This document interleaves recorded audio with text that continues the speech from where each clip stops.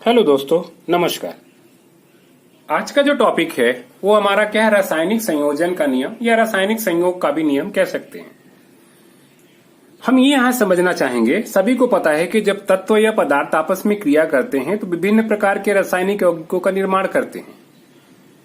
अगर देखा जाए ना तो रासायनिक यौगिकों का निर्माण भी जो होता है कुल 5 नियमों पर आधारित होता है। किस प्रकार वो बनते हैं उन्हीं के बारे में हम क्या करेंगे, यहाँ पे डिटेल लेकर चलेंगे। अगर देखा जाए तो रासायनिक संयोग के जो है मुख्य रूप से 5 नियम का प्रयोग होता है। इनमें जो पहला महत्वपूर्ण नियम है वो क्या है, द्रव्य मान संरक्षण का नियम, या इसी को बोलते हैं क्या, पदार्थ या द्रव्य, द्रव्य यानी पदार्थ ना, के अविनाशिता का नियम। ये पहला रूल्स है इसके अंतर्गत। दूसरा जो हम पढ़ेंगे वो क्या पढ़ेंगे, यहाँ पे स्थिर अनुपात का नियम, या इसी को निश्चित अनुपात का नियम भी कहते हैं। तीसरा जो मेन है वह क्या है, गुणित अनुपात का नियम।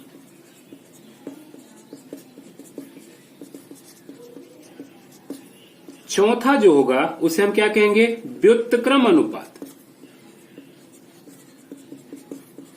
या इसी को हम तुल्य अनुपात का नियम भी कहते हैं।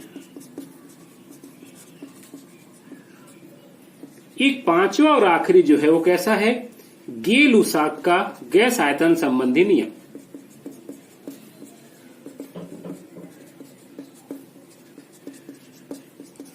एक और नियम है, उसमें क्या होगा, आयतन शब्द नहीं होगा, अलग होगा।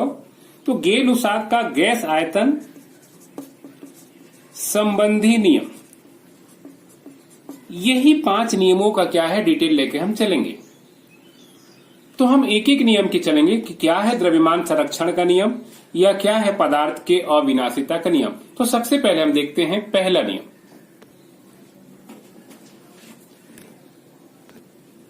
अगर इसकी हम बात करें तो पहला जो द्रव्यमान संरक्षण या पदार्थ का अविनाशिता का नियम कहता है क्या है, कि पदार्थ या द्रव्य को ना तो हम उत्पन्न कर सकते हैं और ना ही इसे नष्ट कर सकते हैं। यानी किसी भी हम नए पदार्थ को बना नहीं सकते हैं, केवल क्या होगा, एक पदार्थ को हम दूसरे पदार्थ में बदल सकते हैं। कुल मिला के पृथ्वी पे जो पदार्थ है उसी पदार्थ को हम दूसरे रूप में बदलते हैं। कोई भी हम अपने से नया पदार्थ उत्पन्न नहीं करते हैं। तो पहली परिभाषा तो यही कहता है कि पदार्थ को न उत्पन्न किया जा सकता है, न ही इसे नष्ट किया जा सकता है, इसे केवल एक रूप से दूसरे रूप में परिवर्तित किया जा सकता है। हम उदाहरण लेके चलेंगे दोस्तों, पहले हम समझ ले परिभाषा क्या है।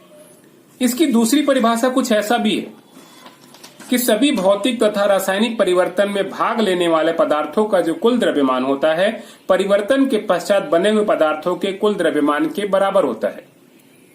वास्तव में ये नियम क्या कह रहा है, हम इसको एक उदाहरण समझते हैं। उदाहरण के रूप में हम ले सकते हैं कौन सा, लैंडोल्ट का प्रयोग। लैंडोल्ट ने क्या किया, बहुत अच्छा प्रयोग किया, जिससे ये स्पष्ट किया कि ये परिभाषा क्या कहता है कि पदार्थ को न उत्पन्न कर सकते हैं न नष्ट कर सकते हैं। कई लोग परेशान हो जाते हैं कि दूध को हम फाड़ते हैं तो क्या है, पनीर बना लिए, तो पनीर को कहते हैं कि नहीं नया पदार्थ बन गया। वो ऐसा नहीं है दोस्तों, केवल क्या है, दूध पनीर में परिवर्तित हुआ, वो बना नहीं है, रूप उसका परिवर्तित हुआ है। बस वही चीज हम बात करेंगे कैसे। चलिए एक उदाहरण लेके हम चलते हैं, चलिए समझते हैं। लैंडोल्ट ने क्या किया, ने यहां दिख रहा होगा चित्र, एक एच आकार की नली लिया। इस प्रकार देखा जाए तो क्या होगा, ये एच जैसा दिख रहा होगा। इसमें क्या किया, उन्होंने 2 पदार्थ लिया। एक पहले में कुछ और पदार्थ, इस प्रकार हम देखेंगे क्या क्या पदार्थ ले सकते हैं।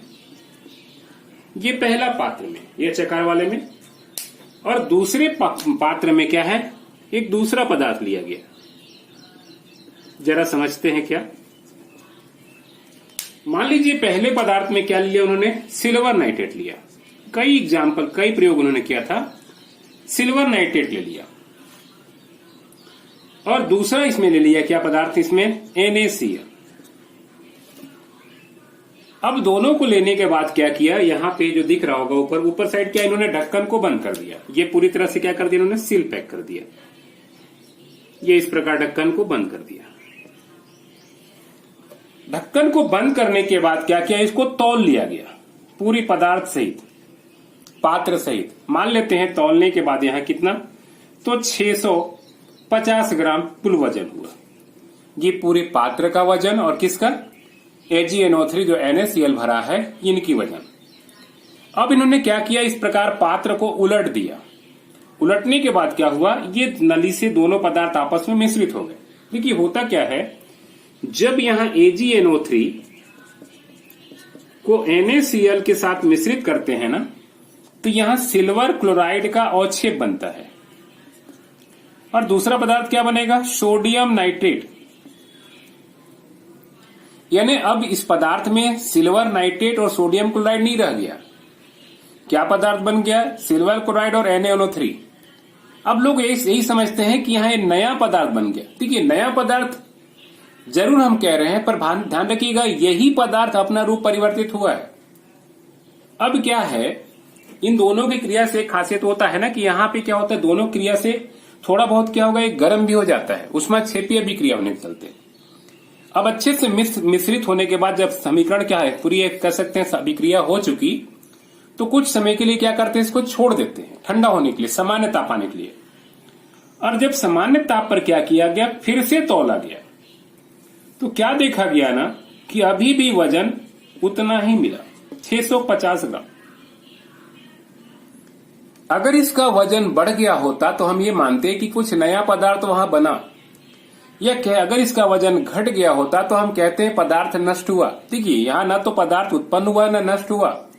यहाँ जो सिल्वर नाइट्रेट और सोडियम क्लोराइड था अब पूरी तरह से क्या हो गया, परिवर्तित हो गया दूसरे पदार्थ में, सिल्वर क्लोराइड और कैसा, सोडियम नाइट्रेट में। देखिए अभिक्रिया के पहले ये रासायनिक परिवर्तन हुआ, यानी रासायनिक परिवर्तन के पहले जितना पदार्थ का द्रव्यमान था, रासायनिक परिवर्तन के पश्चात भी क्या है, उतना ही द्रव्यमान हुआ। यानी द्रव्यमान में किसी प्रकार का कोई परिवर्तन नहीं हुआ। जब द्रव्यमान में या भार में किसी प्रकार का परिवर्तन नहीं हुआ तो हम स्पष्ट कह सकते हैं कि पदार्थ को न तो उत्पन्न किया जा सकता है और न ही इसे नष्ट किया जा सकता है। इसे केवल एक रूप से दूसरे रूप में प्रयोग किया जा सकता है। देखिए लैंडोल्फ ने एक ही नहीं प्रयोग किया, और भी पदार्थ का उपयोग किया। इसके जगह उन्होंने क्या किया, बेरियम क्लोराइड भी यूज किया, BaCl2। इसके साथ क्या किया, सोडियम सल्फेट का भी यूज किया। जब इन दोनों को यूज करते हैं ध्यान रखिएगा तो बेरियम सल्फेट का यहाँ अवक्षेप मिलता है और साथ में क्या बनता है, यहाँ पे सोडियम क्लोराइड बनता है। इनके साथ भी अगर इसी प्रयोग को दोहराया जाए तो क्या देखेंगे कि जितना शुरू में हम पदार्थ लेके चलते हैं, बनने के बाद पदार्थ की मात्रा भी क्या होगी, उतना ही होती है। यही कहता है कौन सा नियम, पहला द्रव्यमान संरक्षण का नियम या पदार्थ के अविनाशिता का नियम। उम्मीद है दोस्तों इसकी परिभाषा पूरी तरह से आपको समझ में आ गया होगा। और परीक्षा में अगर उदाहरण आएगा तो हम किसका दे सकते हैं, लैंडोल्फ का प्रयोग चित्र सहित दे सकते हैं। यही था पहला कैसा, द्रव्यमान संरक्षण का नियम या पदार्थ के अविनाशिता का नियम। चलिए अब दूसरे नियम को समझते हैं, क्या है स्थिर अनुपात या निश्चित अनुपात का नियम। चलिए परिभाषा से पहले एक उदाहरण लेके चलते हैं। परीक्षा में आप इसी उदाहरण को दे सकते हैं, जरा समझते हैं क्या कहता है ये नियम। देखिए जल या पानी बहुत ही उपयोगी हमारे लिए है। अब मान लीजिए इस जल को हम विभिन्न स्थानों से प्राप्त कर रहे हैं। कहां से, या तो तालाब से प्राप्त कर ले रहे हैं, कुआं से प्राप्त कर रहे हैं, नदी से प्राप्त कर रहे हैं, झरना से प्राप्त कर रहे हैं, है ना। और गांव में लगने वाला कैसा, हैंड पंप, है ना। हैंड पंप से क्या है, ला रहे हैं। देखिए पानी को या जल को चाहे हम किसी भी स्रोत से प्राप्त करें, उसका सूत्र क्या होगा, H2O ही तो होगा ना।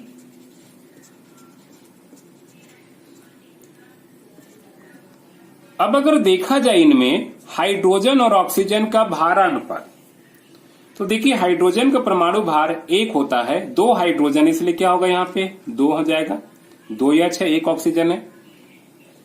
और ऑक्सीजन का परमाणु भार कितना होता है, 16। एक ऑक्सीजन का कितना होता है, 16, परमाणु क्रमांक 8 होता है। यानी इस जल में हाइड्रोजन ऑक्सीजन का भारानुपात कितना है, तो 2:16, या इसी को हम कह सकते हैं 1:8 है। कहने का तात्पर्य यह है कि जल को हम चाहे कहीं से प्राप्त करें, जल में जो हाइड्रोजन और ऑक्सीजन का भार अनुपात होगा वो सदैव कैसा होगा? 2:16 या 1:8 ही होगा। ये नियम यही कहता है कोई भी अगर रासायनिक यौगिक है तो जो यौगिक में उनके अवयवी तत्व हैं, अवयवी तत्व कहने का मतलब जिनसे वह मिलकर बना है, जिनसे वह मिलकर बना है उसे क्या कहेंगे हम? अवयवी तत्व कहेंगे। जैसे जल किससे मिला है? हाइड्रोजन और ऑक्सीजन से मिलकर बना हुआ है, तो जल का अवयवी तत्व क्या हो जाएगा? हाइड्रोजन और ऑक्सीजन है। तो यहां हाइड्रोजन ऑक्सीजन का भार अनुपात क्या है? बिल्कुल 2:16 या 1:8 है। निश्चित है, चाहे वो जल को हम किसी भी स्रोत से प्राप्त करें। यही कहता है स्थिर या अनुपात या निश्चित अनुपात का नियम क्या, कि किसी भी रासायनिक यौगिक में उनके जो अवयवी तत्व होते हैं भार के दृष्टि से सदैव क्या होता है? एक निश्चित अनुपात में या फिर स्थिर अनुपात में रहते हैं। इसी को हम दूसरी तरह से ऐसा ही प्रभाव कर सकते हैं। कैसा? किसी यौगिक में तत्वों के द्रव्यमानों का अनुपात सदैव क्या होता है? समान होता है। ये केवल जल की ही बात नहीं है। अगर आप कार्बन डाइऑक्साइड में भी अगर देखें ना, इसी एग्जाम्पल में उदाहरण के रूप में इसको दे सकते हैं। अगर हम कार्बन डाइऑक्साइड को ही प्राप्त करें, चाहे वो रासायनिक क्रिया द्वारा प्राप्त करें, चाहे वो पेड़ पौधों द्वारा प्राप्त करें, इसमें कार्बन और ऑक्सीजन का भार अनुपात कितना मिलेगा? 2 ऑक्सीजन रहेगा ना यहाँ पे। तो यहाँ जो मिलेगा 12 अनुपात कितना मिलेगा? 32। कार्बन का 12, 1 ऑक्सीजन का 16, 16 दूना 32 है ना। तो ये 12 अनुपात क्या मिलता है? 32 ही मिलता है। और भी इसको छोटा खंड में कर सकते हैं, है ना। 6 अनुपात क्या कर सकते हैं? इसको 16 भी कह सकते हैं, या 3 अनुपात क्या कर सकते हैं? हम इसको 8 भी कह सकते हैं। ऐसे सबसे बेहतर शब्द क्या है? 12:32। तो कार्बन डाइऑक्साइड को हम चाहे किसी भी स्रोत से प्राप्त करें, कार्बन डाइऑक्साइड में जो उनके अवयवी तत्व क्या है? कार्बन और ऑक्सीजन है, उसका भार अनुपात सदैव क्या मिलेगा हमको? 12:32 मिलेगा। यही कहता है कौन सा नियम? स्थिर अनुपात का नियम या निश्चित अनुपात का नियम। ये परिभाषा और क्या है उदाहरण बिल्कुल समझ में आ चुका होगा। चलिए दोस्तों, एक सवाल देखते हैं। इसमें प्रश्न आता है इसी स्थिर अनुपात का नियम की ओर, या क्या कहता है निश्चित अनुपात का नियम। तो एक सवाल दिया हुआ है और इस सवाल के द्वारा हमें पुष्टि करना चाहेंगे कि वास्तव में ये नियम सही है कि गलत है। यह एक सवाल क्या दिया हुआ है कि समुद्र से प्राप्त शुद्ध नमक में क्लोरीन की मात्रा कितना है? 60.68% है, और पहाड़ से निकाले गए 10 ग्राम नमक में क्लोरीन की मात्रा 6.067 ग्राम उपस्थित है। इन आंकड़ों से क्या करिए? स्थिर अनुपात नियम की पुष्टि करिए। चलिए देखते हैं कैसे हम इसको हल करेंगे।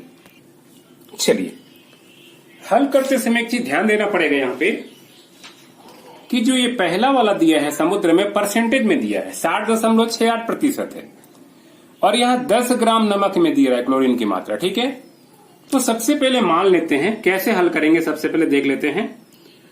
तो सबसे पहले मान लेते हैं कैसा भाई, माना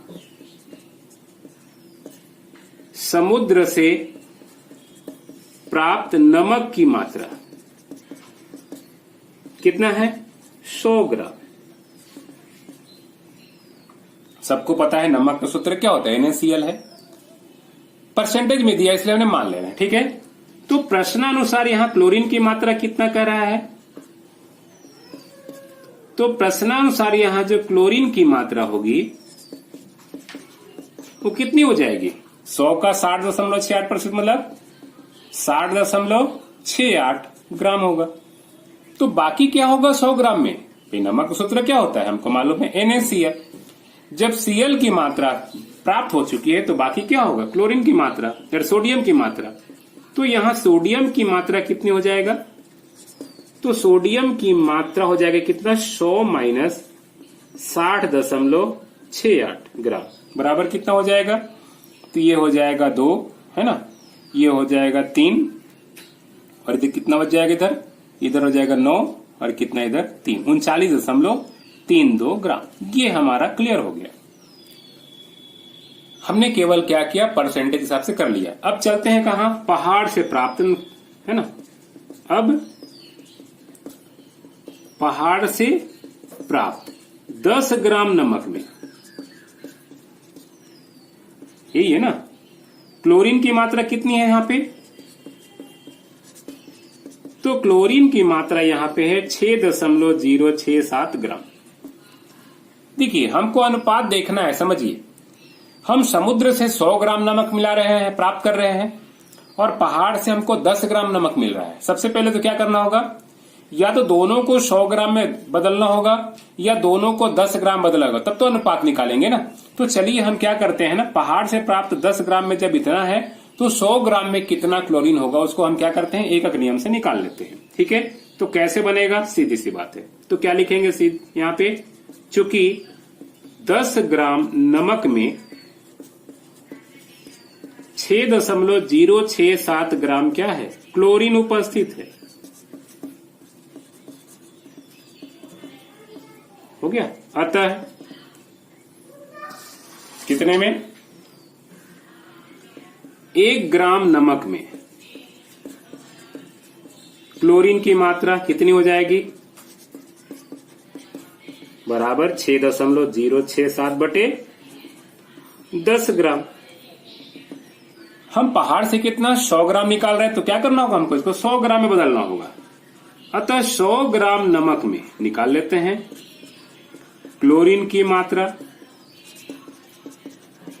बराबर क्या होगा, 100 गुणित 6.067 बटे कैसा 10, 1 0 से 1 0 कट जाएगा, कुल मिलाकर कितना आ जाएगा यहाँ पे, तो यहाँ आ जाएगा 60.67 ग्राम। ये हमारी सवाल हल हो गई। अब समुद्र से भी हम प्राप्त किए हैं कितना, 100 ग्राम नमक, और पहाड़ से भी अब कितना प्राप्त कर लिए हैं, 100 ग्राम नमक। देखिए अब ये क्लोरीन की मात्रा है 100 ग्राम में, तो बाकी क्या होगी, सोडियम की मात्रा, तो निकाल लेते हैं यहाँ पे। अतः सोडियम की मात्रा बराबर कितना हो जाएगा, 100 माइनस 60.67 ग्राम। कुल मिला के हल करेंगे तो कितना आ जाएगा, 39.33 ग्राम आ जाएगा। ये अब पूरी तरह से सवाल क्या हो गई, हल हो चुकी। चलिए अब इस प्रकार हम कैसे व्यवस्थित करें और कैसे नियम की पुष्टि करें, चलिए देखते हैं उधर की ओर। अब इन आंकड़ों को अगर क्या करें, हम व्यवस्थित करें ना, तो ऑलरेडी क्या होगा, नियम स्पष्ट हो जाएगा। तो टॉपिक हमारा वही क्या है, पुनः आंकड़ों से देखते हैं कैसे। तो चलिए देखते हैं पुनः आंकड़ों से। पुनः आंकड़ा बैठाएंगे तो क्या होगा, हमको ये जानकारी मिल जाएगा। तो 2 पॉइंट लेके चलेंगे। सबसे पहले क्या, समुद्र से प्राप्त नमक में, ठीक है, क्या निकालेंगे हम, सोडियम की मात्रा। देखिए कितना है सोडियम की मात्रा, तो समुद्र से प्राप्त नमक में सोडियम की मात्रा कितना निकला था, 39.32 ग्राम, और क्लोरीन बराबर कितना मिला था हमको, 60.68 ग्राम। दूसरा कहां चल रहे हैं हम, पहाड़ से प्राप्त नमक में। यहां ध्यान रखिएगा दोनों की मात्रा क्या लेके चल रहे हैं हम, 100 ग्राम लेके चल रहे हैं ना। यहां सोडियम की मात्रा कितना मिला हमको, 39.33 ग्राम, और क्लोरीन की मात्रा कितना मिला, 60.67 ग्राम। बस यहां पे क्लियर हो गई कि नमक को चाहे हम समुद्र से प्राप्त किए चाहे पहाड़ से प्राप्त किए, यहां सोडियम और क्लोरीन का अनुपात क्या है, भार अनुपात बिल्कुल निश्चित या फिक्स है। यहां भी सोडियम 39.32 ग्राम है और कितना क्लोरीन 60.68। यहां भी क्या है, सोडियम 39.33। ये 0.101 के दिख रहा होगा अंतर, ये त्रुटि हो सकती प्रायोगिक, है ना। तो यहां भी देखिए एक तरह से देखा जाए 39.3 और यहां भी क्या 60.6, यानी जो रेशियो, जो अनुपात ऊपर में है वही अनुपात कहाँ है, नीचे में है। बस क्या करना है दोस्तों, हमको नीचे इसी शब्दों में लिखना है। सवाल हल नहीं करने के बाद इस आंकड़ों को बैठाने के बाद लिख देंगे कैसा हम, कि उपरोक्त आंकड़ों से स्पष्ट है कि, ये नोट्स बनाने का तरीका है या परीक्षा में लिखने का तरीका है, कि उपरोक्त आंकड़ों से, ये लिखना बहुत जरूरी है, स्पष्ट है कि कहां से, तो समुद्र तथा पहाड़ दोनों जगहों से प्राप्त नमक में सोडियम तथा क्लोरीन, Cl2 लिखते हैं ना, क्लोरीन का भारानुपात निश्चित या क्या है, स्थिर है। अतः स्थिर अनुपात या निश्चित अनुपात के नियम की क्या होती है? पुष्टि होती है। इस प्रकार क्या है हम लिख देंगे, यही हमारा कैसा होगा? स्थिर अनुपात का नियम, उसका उदाहरण। ठीक है, उम्मीद है दोस्तों ये बिल्कुल पूरी तरह से आपके समझ में आ गई होगी। चलते हैं तीसरे नियम की ओर। गुणित अनुपात का नियम क्या है, जरा समझते हैं। इस नियम को समझने के लिए जरा एक उदाहरण लेके चलते हैं।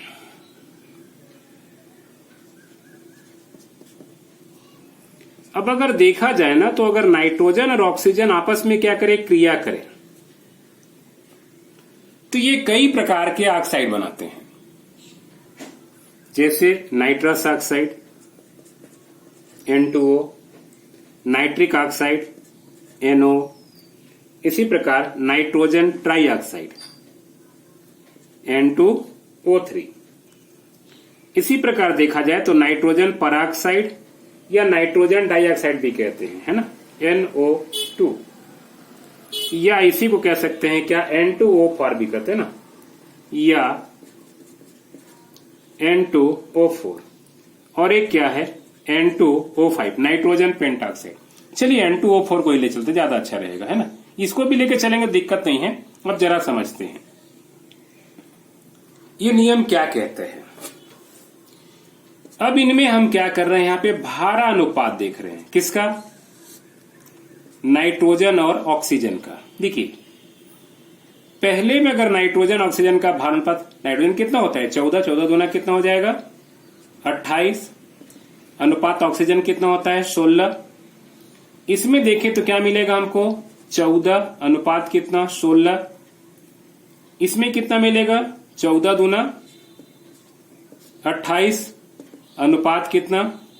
तो 16 तिया 48। इसमें देखें तो क्या मिलेगा? 14 दूना 28 अनुपात 16 चौके 64। और इसमें देखेंगे तो क्या मिलेगा हमको? 28 अनुपात कितना? 16 पंचे 80। यही क्या होगा? इसका भारा अनुपात होगा यहाँ पे। चलिए अब एक यहाँ पे काम करते हैं। क्या करते हैं यहाँ पे? कि एक का भार फिक्स करते हैं, निश्चित करते हैं। नाइट्रोजन का मान लीजिए भार निश्चित करते हैं। ये सभी को निश्चित मतलब बराबर कर रहे हैं। सबको अगर 14-14 ग्राम लेते हैं तब क्या होता है, जरा हम देखते हैं। देखिए 28 का आधा हमने किया है 14, तो हमें 16 का आधा करना पड़ेगा 8। करते हैं ना भाई, जैसे अभी पढ़े थे ना 2 अनुपात 16, या इसी को 1 अनुपात 8 कह सकते हैं। तो 28 अनुपात 16 मतलब 14 अनुपात 8 हो गया। ये तो 14 के रूप में फिक्स है, इसमें कोई चेंजिंग नहीं होगा। देखिए 28 को आधा 14 किए हैं, तो 48 का आधा करेंगे तो कितना मिलेगा? 24 मिलेगा। ये 28 का आधा 14 किए हैं, 64 का आधा करेंगे तो कितना हो जाएगा? 32 हो जाएगा। और 28 का आधा 14 किए हैं तो 80 का क्या कितना हो जाएगा? 40 हो जाएगा। अब यहां पे केवल निकालते हैं क्या? ऑक्सीजन का भारानुपात। तो जरा देखिए यहां क्या दिख रहा होगा? 8 1 कम 8, 8 दूनी 16, 8 त्रिके 24, 8 चौके 32, 8 पच्चे 40।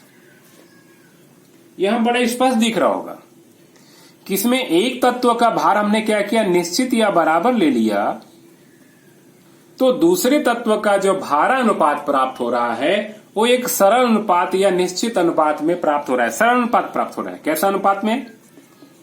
सरल अनुपात में प्राप्त हो रहा है। यही कहता है गुणित अनुपात का नियम। क्या कहता है, जरा समझिए कि जब दो अलग अलग तत्व या जब दो भिन्न भिन्न तत्व आपस में क्रिया करके 2 या 2 से अधिक यौगिक का निर्माण करते हैं, तो यदि उनमें से एक तत्व का भार क्या कर लिया जाए? निश्चित या बराबर कर लिया जाए, तो दूसरे तत्व का जो भारा अनुपात होता है वो सदैव सरल अनुपात में होता है। इसे ही कहते हैं कौन सा नियम? गुणित अनुपात का नियम। ये रही दोस्तों स्पष्ट परिभाषा। आप इसको चाहें तो नोट कर सकते हैं कि जब दो तत्व आपस में क्रिया कर 2 या 2 से अधिक यौगिक का निर्माण करते हैं, तो जब एक तत्व का निश्चित भार दूसरे तत्व के भिन्न भिन्न भार के साथ संयोग करती है, तो जो दूसरे तत्व का भारा अनुपात होता है वो सदैव कैसा? सरल अनुपात में प्राप्त होता है। इसे कहते हैं हम गुणित अनुपात का नियम। ठीक है, ये उदाहरण आपके लिए क्या है? काफी बड़ा है, परीक्षा में हम छोटा उदाहरण कैसे लिख सकते हैं, तो मैं एक उदाहरण बता दे रहा हूं। आप उदाहरण में सिर्फ ऐसा लिख सकते हैं कि कार्बन ऑक्सीजन के साथ संयोग कर निम्न दो ऑक्साइड बनाती है। निम्न दो ऑक्साइड बनाती है। पहला कैसा, कार्बन मोनोऑक्साइड, और दूसरा कैसा, कार्बन डाइऑक्साइड। ये दो बना लिए। अब इसी में क्या करेंगे, हम निकालेंगे कैसा, भारा अनुपात। इधर कार्बन इधर ऑक्सीजन। कार्बन का भारा कितना है, पहले में 12 अनुपात कितना 16, और दूसरे में क्या मिल जाएगा 12 अनुपात 32, ये मिलेगा। अब देखा जाए ना तो ऑक्सीजन का यहाँ पे क्या है, सीधे अनुपात, क्योंकि दोनों में क्या है, भार बराबर है, यहाँ बराबर करने की जरूरत नहीं है। तो यहाँ कितना मिला, 1 अनुपात 2। बस इस तरह से बना करके यहाँ लिख सकते हैं कैसा, कि उपरोक्त आंकड़ों से स्पष्ट है कि जब कार्बन का निश्चित भार या बराबर भार ऑक्सीजन के अलग अलग भार के साथ संयोग कर रही है, तो ऑक्सीजन का भारा अनुपात 16 अनुपात 32 या 1 अनुपात 2 प्राप्त होता है, जो कि क्या है, एक सरल अनुपात है। अतः गुणित अनुपात नियम की क्या होती है, पुष्टि होती है। आप इसका नाम भी लिख देंगे ना, कार्बन मोनोऑक्साइड, कार्बन डाइऑक्साइड, तो ज्यादा अच्छा रहेगा। इस प्रकार एक छोटा सा उदाहरण देकर क्या कर सकते हैं, आप इस नियम को बता सकते हैं। चलिए इसके एक अंकीय प्रश्न क्यों चलते हैं, उसको जरा समझते हैं। देखिए इस तरह से संख्यात्मक प्रश्न आ सकता है। कार्बन के दो ऑक्साइडों में क्या दिया हुआ है, कार्बन की मात्राएं क्रमशः 42.9% और फिर कितना 27.3% है। दर्शाइए कि इन आंकड़ों से गुणित अनुपात नियम की पुष्टि होती है। चलिए देखते हैं हम किस प्रकार इसको हल करेंगे। और भी प्रश्न बनेंगे, परीक्षा में आता है। तो देखिए दोनों में क्या है, कार्बन की मात्राएं दी है, मतलब मेन पदार्थ क्या होगा, कार्बन, ऑक्साइड है मतलब ऑक्सीजन होगा। तो चूंकि परसेंटेज में दिया है तो सबसे पहले क्या करें, द्रव्यमान में चेंज करना है। कैसे चेंज कर लेते हैं, तो लिख सकते हैं हम कि माना प्रत्येक ऑक्साइड की मात्रा कितनी है, 100 ग्राम है, पहले वाले का भी और दूसरे वाले का। देखिए अब यहाँ कार्बन का कौन सा ऑक्साइड दिया नहीं है नाम ना, तो इसलिए क्या है, हम लोग ऐसा नहीं कि कार्बन मोनोऑक्साइड कार्बन डाइऑक्साइड लिख देंगे, ऐसा नहीं लिखेंगे। चूंकि यहाँ दो ऑक्साइड दिया है तो लिखेंगे पहला क्या, पहले ऑक्साइड में, पहले ऑक्साइड में कार्बन कितना दिया है 42.9%, तो क्या हो जाएगा 42.9 ग्राम। अब बाकी क्या होगा, ऑक्सीजन होगा। भाई कार्बन का ऑक्साइड है तो कौन सा ऑक्साइड है हमको नहीं पता है। भाई पहला कार्बन डाइऑक्साइड भी हो सकता है, कार्बन मोनोऑक्साइड भी हो सकता है, कार्बन सब ऑक्साइड भी होता है। तो ऑक्सीजन की मात्रा कितनी हो जाएगी, 100 माइनस 42.9, घटा देंगे तो क्या आ जाएगा, ये 1 आ जाएगा। इधर कितना बचेगा 9 में से 2 गया 7, इधर बच जाएगा 57.1 ग्राम ऑक्सीजन हो गया। इसी प्रकार किस में निकालेंगे हम, दूसरे ऑक्साइड में कितना दिया हुआ है, कार्बन बराबर 27.3 ग्राम, तो ऑक्सीजन कितना हो जाएगा 100 माइनस 27.3 ग्राम बराबर कितना हो जाएगा, तो ये हो जाएगा 7, ये हो जाएगा 2, इधर हो जाएगा कितना 9 में से मतलब 5, ये 72.7 हो जाएगा। अब हमको यहां पे ये जानकारी प्राप्त करना है कि हमको करना क्या है इस सवाल में। हमने तो आंकड़ा निकाल लिया, अब आखिर इसको कैसे हल करेंगे। देखिए हमने इस उदाहरण में क्या किया, जरा उदाहरण पे गौर करिए। यहां नाइट्रोजन का भी अलग अलग भार था, ऑक्सीजन का भी अलग अलग भार था।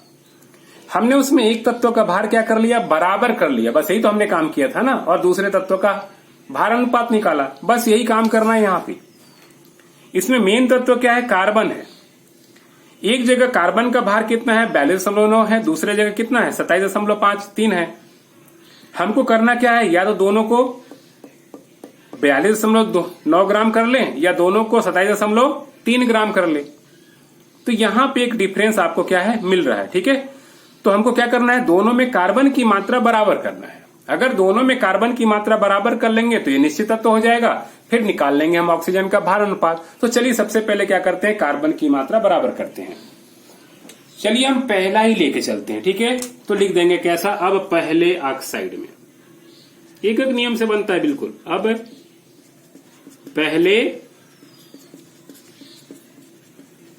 ऑक्साइड में क्या लिखेंगे, सीधी सी बात है कि चूंकि कितना ये है ना 57 तो चूंकि क्या है 57.1 ग्राम क्या ऑक्सीजन है, 42.29 ग्राम क्या है कार्बन है, तो क्या लिखेंगे, चूंकि 42.9 ग्राम कार्बन कितने ग्राम से 57.1 ग्राम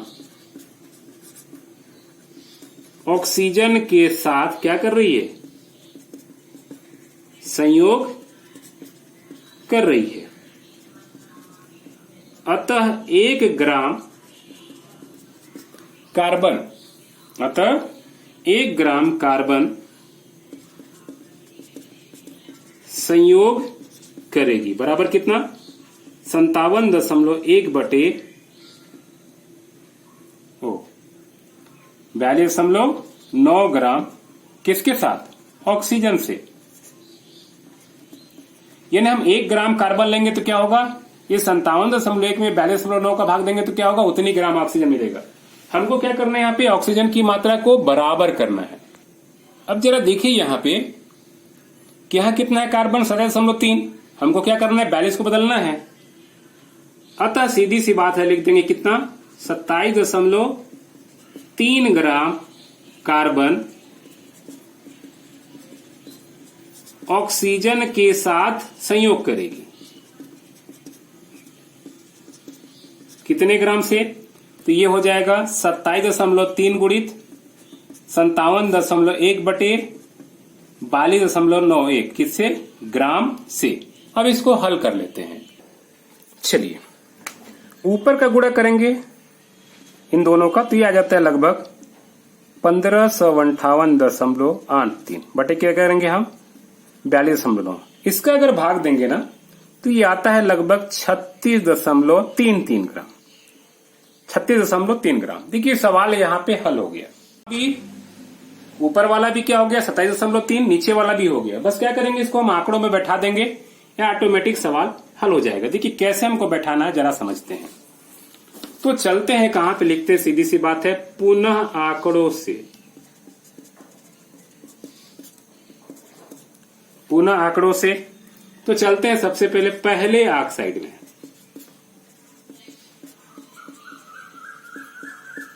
देखिए पहले ऑक्साइड में भी कार्बन की मात्रा 27.3 ग्राम हो गई,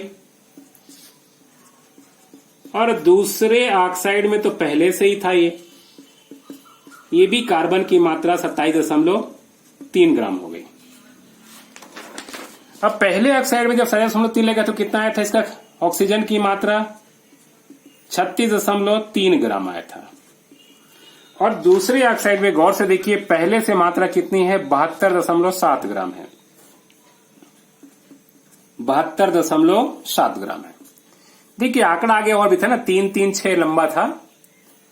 अब यहां देखा जाए तो कार्बन की मात्रा क्या है, बिल्कुल दोनों में बराबर है। तो ऑक्सीजन का देखिए क्या दिख रहा होगा, भार अनुपात। तो ऑक्सीजन का जो यहां भारा अनुपात दिख रहा होगा, जरा गौर से देखिए 36 से कम 36, 36 दूना 72, जो कि क्या है, एक सरल अनुपात है। तो हम कह सकते हैं कि इन दोनों ऑक्साइडों के में स्पष्ट है कि जब कार्बन की निश्चित मात्रा ऑक्सीजन की अलग अलग मात्रा के साथ संयोग कर रही है तो ऑक्सीजन का भारा अनुपात 36:72 है ना, या 1:2 प्राप्त हो रहा है, जो कि क्या है, एक सरल अनुपात है। अतः यहाँ पे गुणित अनुपात नियम की क्या होती है, पुष्टि होती है।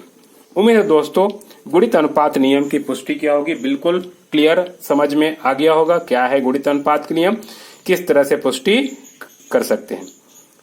अगला जो नियम हम देखेंगे दोस्तों अगली वीडियो में इन्वेस्ट करेंगे। उम्मीद है वीडियो पसंद आई होगी। प्लीज चैनल को सब्सक्राइब शेयर जरूर करेंगे और बेल आइकन को जरूर पुश करेंगे, ताकि क्या है जैसे ही हम वीडियो डालेंगे आपको जानकारी मिलती रहे। उम्मीद है पूरी तरह से वीडियो पसंद आई होगी। ओके, थैंक यू दोस्तों।